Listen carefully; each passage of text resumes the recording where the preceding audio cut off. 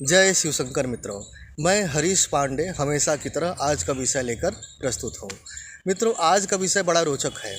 वो विषय ये है कि अगर बिल्ली रास्ता काट जाए तो क्या करें। तो कितना बढ़िया रोचक विषय है, मज़ा आने वाला है। अंत तक बने रहिएगा और अगर वीडियो अच्छी लगे तो लाइक, सब्सक्राइब और शेयर ज़रूर कीजिएगा।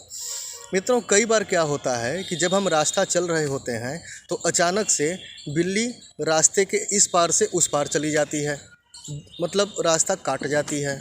तो हम संशय में पड़ जाते हैं, चिंता में पड़ जाते हैं कि अब क्या होगा, अब हमारा आगे बढ़ना ठीक है कि नहीं, या फिर हम रुक जाएं और किसी को पहले आगे बढ़ जाने दें, उसके बाद हम चले जाएंगे, जो कि ठीक बात नहीं है।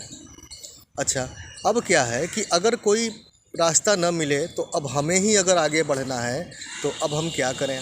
भांति भांति के संशय मन में उठते हैं कि अब हमारे साथ क्या होगा, कौन सा अपशकुन होगा। तो मैं आपको आज इसका उपाय बताऊंगा, लेकिन सबसे पहले आपको ये समझना ज़रूरी है कि बिल्ली द्वारा रास्ता काटा जाना किसे कहते हैं, इसका मतलब क्या होता है। तो चलिए पहले मतलब समझा दूं आपको। मित्रों, सपोज कीजिए आप रास्ते से जा रहे हैं और अगर बिल्ली इस पार से उस पार चली जाए और वहाँ से निकल जाए तो इसे रास्ता काटा जाना नहीं कहते हैं। ये तो बिल्ली अपने रास्ते जा रही थी और चलती बनी, ठीक है, ये कन्फर्म हो गया कि बिल्ली का रास्ता काटा जाना इसे नहीं कहते हैं। तो किसे कहते हैं।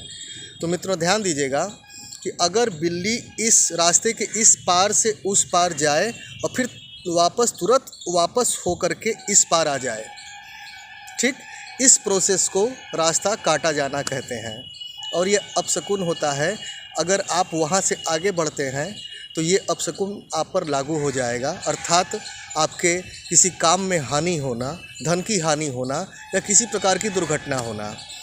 तो अब अगर ऐसी परिस्थिति आपके सामने आ जाए तो आपको क्या करना है, या तो तत्काल उसी समय 3 बार उस स्थान पर थूक दीजिए और उसके बाद आगे बढ़ जाइए, या तो फिर दूसरा उपाय क्या है कि नारायण नारायण का 4 बार उच्चारण करके, प्रभु का स्मरण करके आगे बढ़ जाइए। क्योंकि शास्त्रों में आया है कि किसी भी कार्य के प्रारंभ में अगर 4 बार नारायण मंत्र का उच्चारण कर लिया तो आपका वो कार्य सफल होना ही होना है। तीसरा उपाय मैं बताता हूँ, मंत्र उपाय है। ये मंत्र कभी खाली नहीं जाता। कैसा भी अशुभ स्थिति आ जाए, बस इस मंत्र का 3 बार उच्चारण कर लीजिए, सारे अपशकुन समाप्त हो जाते हैं। और वो मंत्र है ओम नमो सर्वार्थ साधिनी स्वाहा। बहुत छोटा मंत्र है और सरल मंत्र है।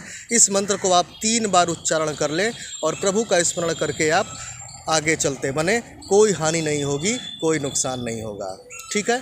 मित्रों, शकुन और अपशकुन की वास्तविकता जितनी होती है उससे ज़्यादा हम अपने अंदर भ्रम पाल कर रखते हैं, भयभीत होकर रहते हैं।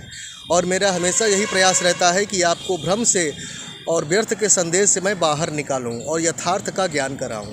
कैसी लगी वीडियो आपको? अच्छी लगी तो लाइक, सब्सक्राइब और शेयर ज़रूर कीजिएगा। और आज के लिए बस इतना ही, मुझे आज्ञा दीजिए, मैं चलूं। जय शिवशंकर।